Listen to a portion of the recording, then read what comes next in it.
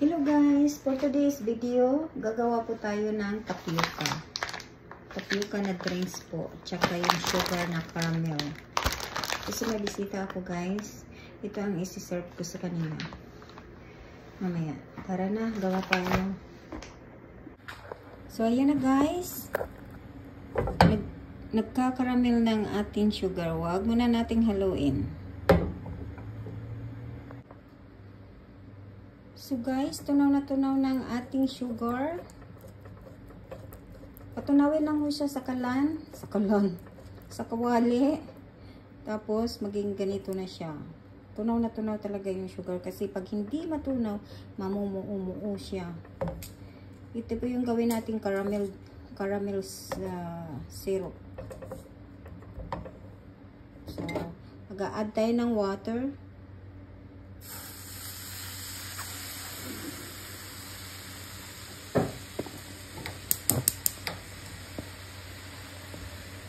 So, maging ganyan na siya.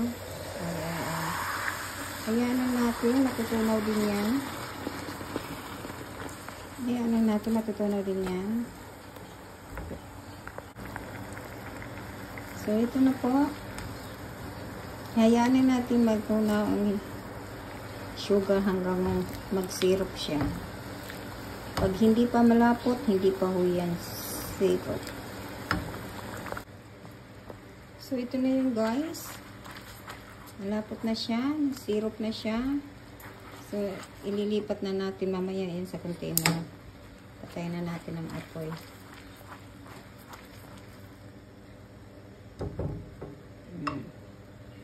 Tapos, ito naman yung tapioca ko. Hindi pa luto. Mamaya, lutuin pa natin ng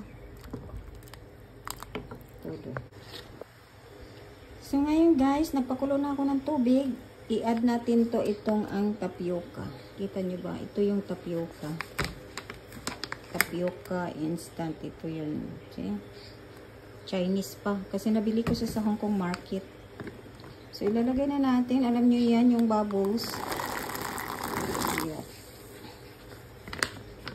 Tapos, halo-haloin lang natin hanggang maluto. Ito na yung sugar natin, yung syrup.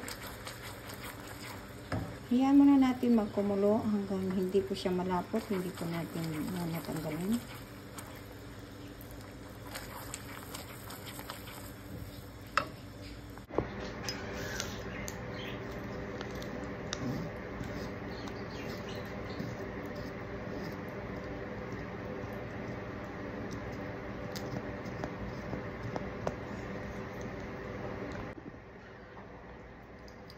So guys, lalagyan na natin ng sugar, yung tapioca, para hindi po siya hindi siya magdadry.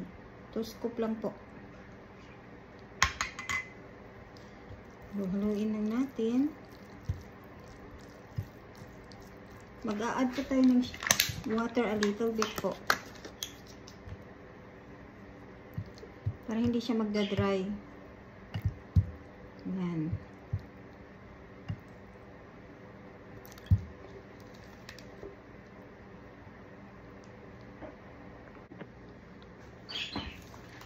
So, maglalagay mo tayo ng 2 spoon of sugar.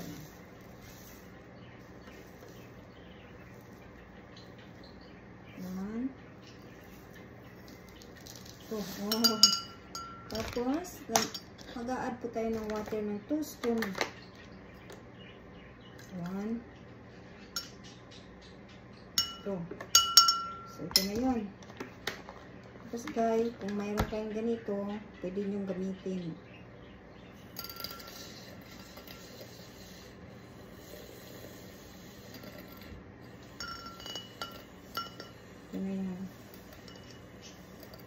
Pabulain lang natin kasi para professional naman ang ating isi-serve.